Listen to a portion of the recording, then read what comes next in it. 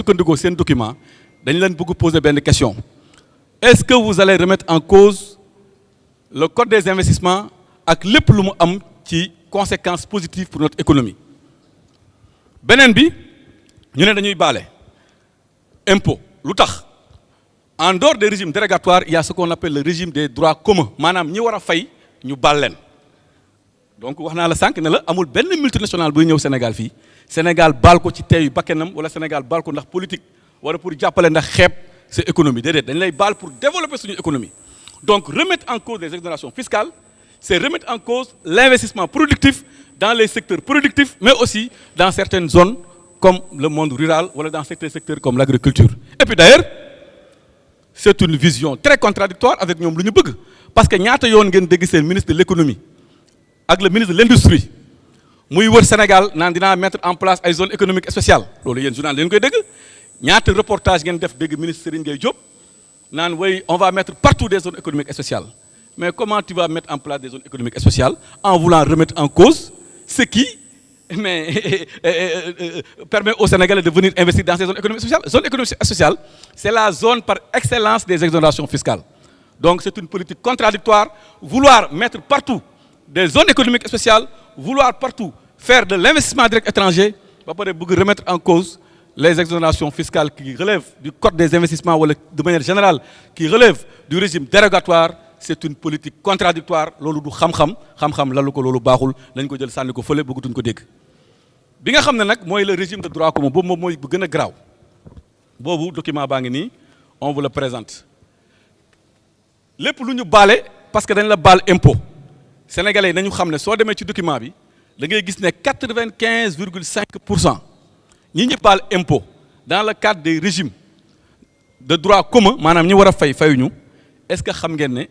95,5% montant bi nga xam ne c'est évalué à 394 milliards xam nga ñoo ci bénéficié wu les ménages ak l'État maanaam kër yi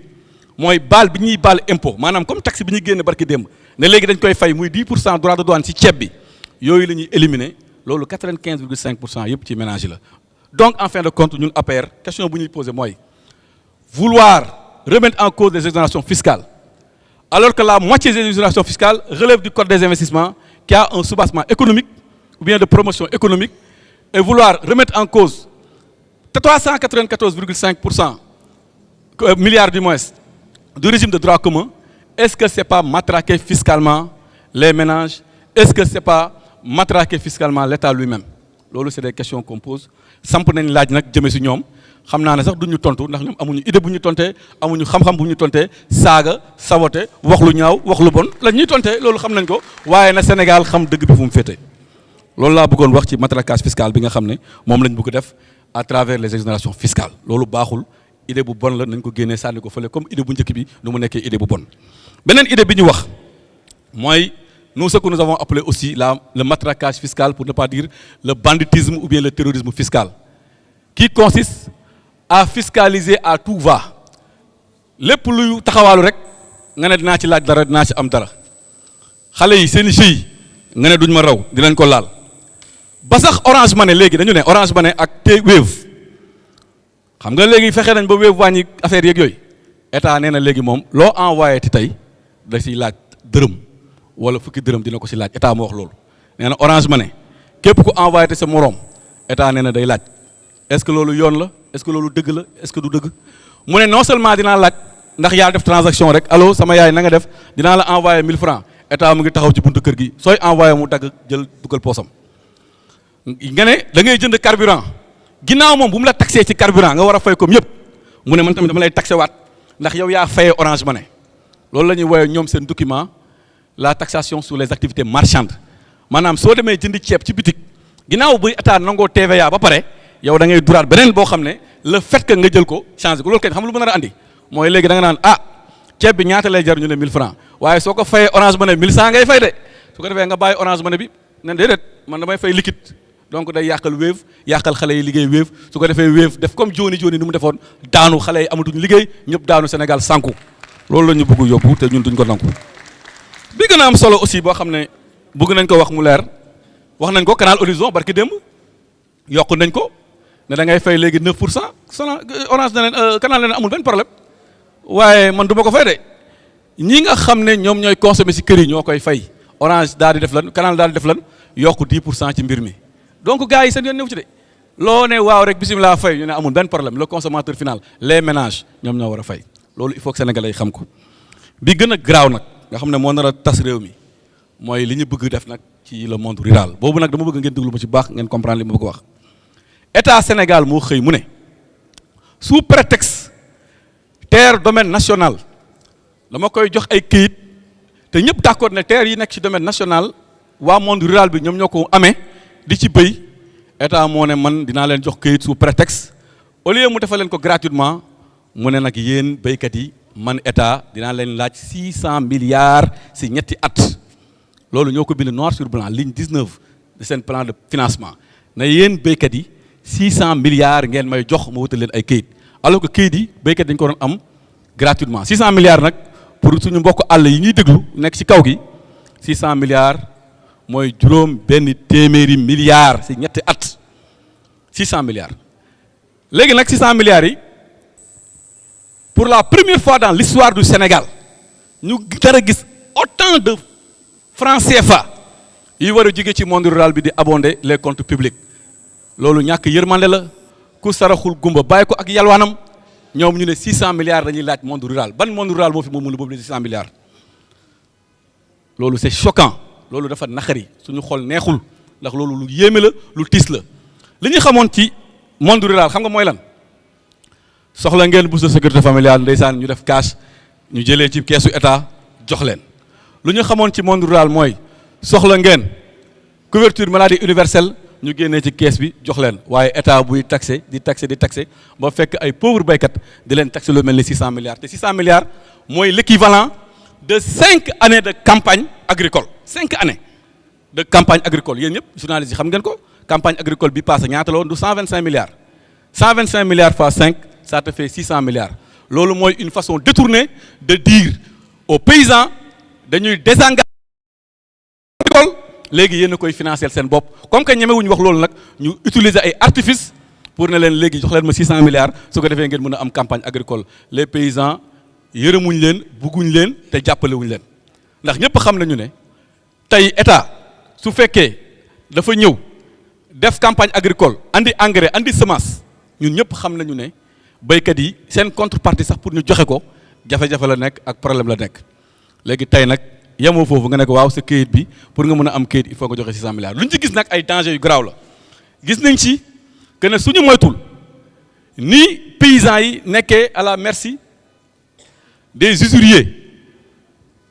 ak ñi nga xam ne dañuy profiter seeni souffrance pour di leen jox xaalis loolu lañ nar a mujjee ak béykat yi su ko defee suuf si dafa nar a mujjee ci loxo ñoo xam ne nekkuñu ay béykat te loolu musiba la loolu nag vraiment laaj na sax dialogue national ndax loolu vraiment ñun duñu nangu sax ñu def ko ndax ñoom xam nañ ne fii ak ñeenti at dañ fiy jóge ñun suñu ñëwaatee incha allah en 2029 bëgguñu topp ay këyit ay loxo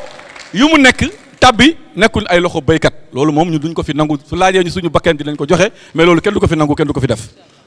waaye nag ñu ngi leen di ibit bunt su fekkee bëgg nañ discuter dialoguer ñu xool lan mooy meilleure option loolu bëgg nañ ci wax naa nag ne d'accord naa ne jox béykat suuf lu am solo la waaye di ko laaj 600 milliards loolu musiba la parce que musul am ci àdduna c'est du jamais vu dans l'histoire du Sénégal man xool naa budget économique Sénégal depuis jamonoy tubaab bi sax defuloon loolu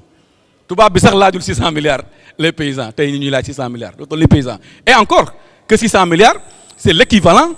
pour l'année 2025 de l'ensemble des impôts sur le revenu reçu de la part du secteur privé et des travailleurs du secteur public tey ñu bu ko laaj béykat yi loolu c'est musiba loolu kenn war ko nangu soo gisee ma taxaw ci nag parce que dafa nekk lu yéeme lu doy waar béykat yi nag gars yi bàyyeeguñ leen nee nañ leen gerte bi képp ku koy exploité dañuy imposer ay taxes bàyyiwuñ sax waa Casamance ak waa Sédhiou yi nga xam ne ñoom noix de cajou la ñuy def nee nañu dañuy imposer ay taxes mais ñëpp xam nañ nu muy demee chinois buy exporté soo ko ne da ngaa war a fay taxe 10 francs wala 20 francs wala 30 francs béykat bi la koy facturer su ko defee béykat yi gën a daanu donc loolu logique économique mooy ñoom duñu sonn dañuy ñëw rek taxé ko ki nga xam ne mooy jaay donc béykat bi état nee na léegi seen gerte bi jàpp leen ne képp ko leen ko jaay su ko waree exporté dina fay taxe donc jàpp leen ne yéen tamit du moytuwul dina métti si ñoom léegi donc soo jàngatee loolu yëpp li ngay seetlu mooy en économie dafa am principe bu am solo bu ñu doon jàngal en économie bu ñuy nekk première année c'est le principe de l'état-providence état-providence nag benn économiste bu mag nawul moo ko xalaat waaye moo ko gën a développé mu ngi tudd John Maynard Keynes moom moo ko développé mooy état boo xam ne dafa nekk à la disposition de ses populations loolu nag dafa am président bu mag boo xam ne président africain la moom moo ko gën a matérialiser ci liggéeyam ci vision am muy le président Macky Sall état providence mooy dinaa def ay infrastructure pour ñëpp dinaa def ay tëli pour ñëpp dinaa def ay pont pour ñëpp waaye du ma fàtte ñëpp ndax dinaa defal aussi ay bourse sécurité familiale loolu mooy état boo xam ne c'est un état qui apporte du réconfort à sa population loolu la économie si jàng waaye nag ñoom ñi dañoo andi lu bees à la place de l'état providence Pastef inaugure l'état rentier du peuple mooy état addu kalpe wala état juuti maan loolu moom kenn jàng ko ci théorie économique waaye Pastef tey andi nañu loolu mooy état boo xam ne mooy état nag dëgg-dëgg toog muy dox mooy lan toog teg sa chaise yor sa bic yor sa feuille xale yi di liggéey matin ngay encaisser soir béykat yi di liggéey matin ngay encaisser soir secteur privé di liggéey ngay encaisser soir donc un état qui ne fait aucun effort partisan moindre effort nga ne man fan laa wekk sama politique ak sama xalaat mooy toog muy dox toog xale yi di liggéey man may encaisser di lekk di def avion di dem Turquie di def avion di def ay bëggatuma sax ne dañuy def ay caaxaan loolu nag kenn du ko fi nangu ñun état providence la ñu bëgg mais bëgguñu état addu kalpe bëgguñu état rentier bëgguñu état toog muy dox loolu dañ koy condamné léegi nag Pastef xamee woon nañ ko saaga xas wax lu ñaaw waaye xamee wuñ ko woon toroxal borom barke yi maanaam ñi nga xam ne ñu ngi liggéey ñu leen di toroxal ba duñu amati dara ndax fu ñu tourné ñu laaj leen impôt boo xam ne teguñu ko ci yoon teguñu ko ci xam-xam teguñu ko ci norme Pastef xamee wuñ ko woon këpp yalwaanu béykat yi ak këpp yalwaanu baadoola yi loolu xamee wuñ ko woon Pastef léegi nag loolu moo tax ñun APR à l'unanimité nous rejetons le plan bi baaxul santul yàlla plan bi baaxul teguwul ci xam-xam plan bi c'est un plan boo xam ne dafay maintenir le monde rural dans la misère noire dans l'approvisionnement dans l'appauvrissement total et sans équivoque loolu moo tax incha allah ñun bu neexee yàlla dinañ ci def benn liggéey ba yéen point bu nekk ci seeni mesure dinañ leen wax de manière concrète comme ni ma ko waxee ban impact lay mën a am ci économie Sénégal ak ci ménage Sénégal yi waaye nag en attendant comme que dañuy bañ rek ñu ne opposition Sénégal moom wax rek te amul solution war ngeen ñu poser question nañu fan la ñuy proposer ñun pour ñu wut leen xaalis loolu nag man maa def sama xalatu bopp pour proposer leen ko ñoom ne leen waaw c'est important ñu leen di proposer gars yi ne nañ bëgguñu mais dañ leen di proposer waaw léegi dañ leen proposer may la ma waaw léegi on sera bref parce que dañuy bañ ñu ne s'il vous plaît dañuy bañ ñu ne ñun daal wax lu ñaaw léegi ñoom nee nañ 5700 milliards dañuy wut ba tax ñuy addu kalpe ba tax ñuy jàpp nit ñi di leen laaj lu ñu warta laaj di laaj ñëpp 600 milliards ñii 700 milliards influenceurs yi sax ñu laaj leen dañ leen di wax ne am ngeen 300 milliards yoo xam ne mun ngeen ko am ci lu yomb te moom lañ leen di expliquer bu njëkk bi mooy yéen a waxoon ne am ngeen compte bancaire de 1000 milliards ñun pare nañ pour collaborer ak yéen pour ngeen récupérer ko yéen a waxoon ne Mamour Diallo 94 milliards la lekk muy 1094 milliards yéen a waxoon ne Prodac luubal nañ fa 29 milliards pare nañu pour ànd ak yéen pour ñu leeral loolu pour Sénégal am 29 milliards yéen a taxawoon wax Sénégal yëpp Aliou Sall suñu 400 000 fois 18 millions c'est 7200 milliards loolu yëpp soo ko boolee day nekk 8323 milliards ñun loolu ngeen ñu waxoon ba ñu wóolu leen dénk